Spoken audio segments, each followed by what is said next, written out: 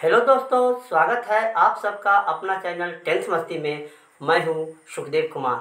आज आप लोग इंग्लिश ग्रामर के तहत पार्ट्स ऑफ स्पीच पढ़ेंगे। पार्ट्स ऑफ स्पीच यानी शब्द के भेद पढ़ेंगे। तो चलिए देखते हैं कि शब्द के भेद क्या होते हैं।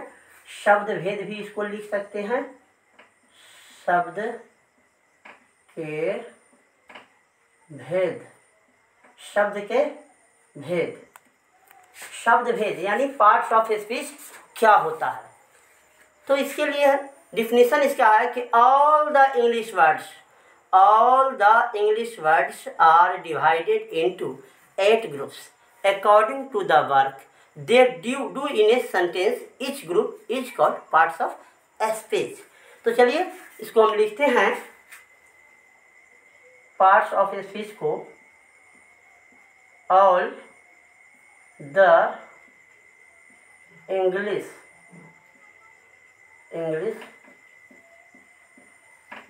words are divided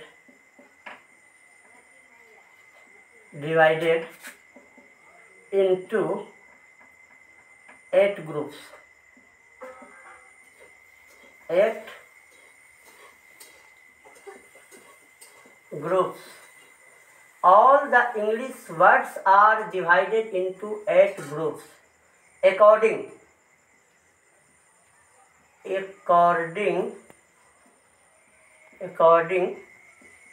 to the work. According to the work they do in a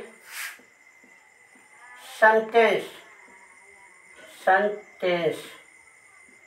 All the English words are divided into 8 groups according to the work they do in a sentence. Each group is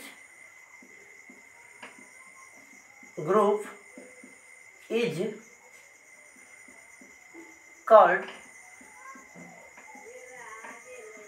parts of speech. तो चलिए फिर से देखते हैं। All the English words are divided into 8 groups according to the work they do in a sentence. Each group is called parts of speech. माने दुनिया में जितने भी वर्ड्स हैं, ऑल द इंग्लिश वर्ड्स, दुनिया में जितने भी वर्ड्स हैं सबको उसके कार्य और प्रयोग के अनुसार 8 वर्गों में बांटा गया है। तो इसी 8 वर्गों के समूह को हम पार्ट्स ऑफ स्पीच यानी शब्द के भेद कहते हैं। तो हम उम्मीद करते हैं कि अब पार्ट्स ऑफ स्पीच की डिफिनेशन आपको समझ में आ गया होगा। फिर से ध्यान से एक बार देख लीजिएगा। All the English words are divided into 8 groups according to the work they do in a sentence. Each group is called parts of speech. तो पार्ट्स ऑफ स्पीच 8 होते हैं। तो चलिए देखते हैं कि वो कौन सा है। तो लिख सकते हैं दीज आर फॉलोइंग।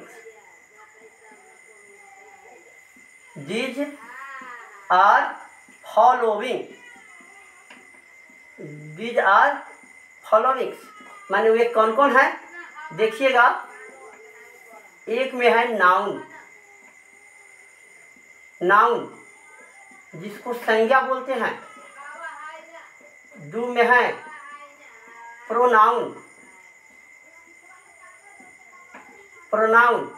जिन्हें सर्वनाम बोलते हैं। सर्वनाम, प्रोनाउन। उसके बाद है वर्ब, VERB वर्ब जिसको हिंदी में क्रिया कहते हैं। चौथा है एडजेक्टिव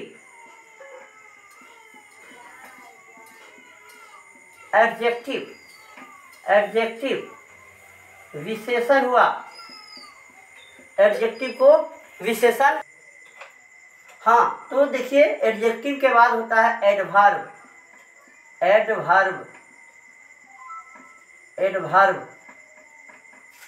एडवर्ब का होता है क्रिया विशेषण। एडवर्ब का क्रिया विशेषण। एडवर्ब उसके बाद होता है प्रीपोजिशन। प्रीपोजिशन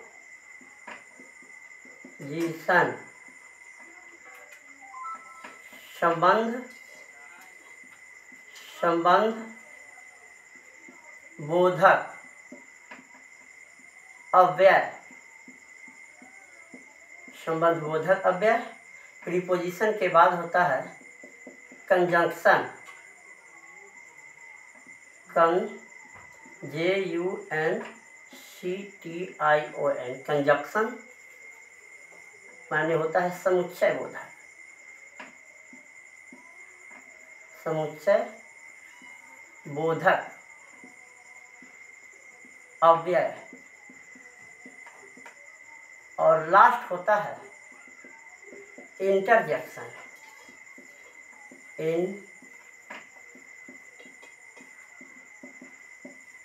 इंटरजेक्शन विस्मयादि बोधक, विस्मयादि बोधक अव्यय, विस्मयादि बोधक अव्यय। तो आपने देखा पार्ट्स ऑफ स्पीच 8 प्रकार के होते हैं। दीज आर फॉलोइंग्स, माने these are followings: noun, pronoun, noun देख रहे हैं यहाँ लिखे, noun, pronoun, verb, adjective, adverb, preposition, conjunction and interjection. तो हम फिर से सबको रिपीट करते हैं, एक बार ध्यान से आप सुन लीजिएगा।